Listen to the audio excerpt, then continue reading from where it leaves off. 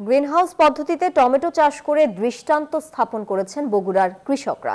এই পদ্ধতিতে এখন কয়েক গুণ বেশি ফসল উৎপাদন হচ্ছে, আর কৃষকদের মাঠ পর্যায়ে সব ধরনের সহযোগিতা করছে বেসরকারি প্রতিষ্ঠান TMSS। আব্দুর রাজ্জাকের ক্যামেরায় আব্দুল সালাম বাবুর তথ্যে ডেস্ক রিপোর্ট।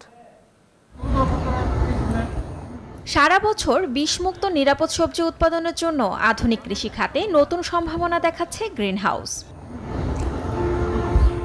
বগুড়ার নওদাপাড়ার কৃষকরা গ্রিনহাউস স্থাপন করেছেন, যেখানে বিশেষ প্রযুক্তির মাধ্যমে তাপমাত্রা নিয়ন্ত্রণ করা হয়।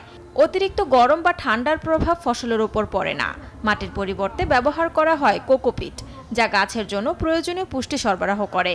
পাশাপাশি কোনো রাসায়নিক সার ব্যবহার ছাড়াই সম্পূর্ণ জৈব সার প্রয়োগে বিষমুক্ত সবজি উৎপাদন হচ্ছে।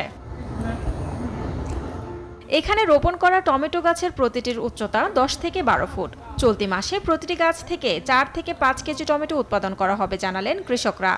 যে সময় বৃষ্টি হওয়ার কথা সে সময় বৃষ্টি হয় না, প্রাকৃতিক দুর্যোগ, সেক্ষেত্রে যদি কৃষকেরা গ্রিন হাউসটা করে, সেক্ষেত্রে আপনি পর্যাপ্ত পরিমাণ যে সময় পানি প্রয়োজন, পানি সেচ, সেক্ষেত্রে উপকৃত হওয়ার সম্ভাবনা বেশি।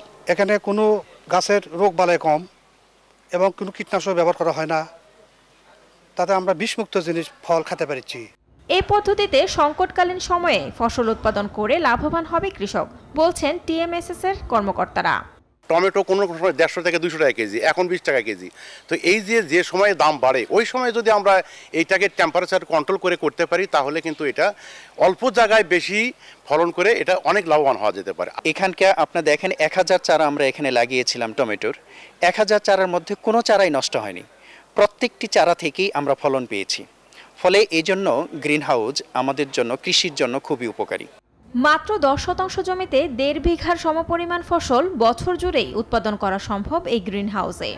10 শতক জমিতে 1.5 বিঘা জমির মতো প্রোডাকশন আসবে, আর ইয়ার রাউন্ড বারংবার বিভিন্ন ফসল করা যাবে, এমনকি আনসিজনেও করা যাবে ডিউ টু কন্ট্রোলিং যা টেম্পারেচার অ্যান্ড হিউমিডিটি। তো এই জন্যই এটা আমরা করতে চাই। একবার নির্মাণ করে গ্রিনহাউসে 25 বছর পর্যন্ত চাষাবাদ করা সম্ভব, যা কৃষিতে যুগান্তকারী ভূমিকা রাখতে পারে মনে করেন কৃষিবিদরা। Desk report, news 24।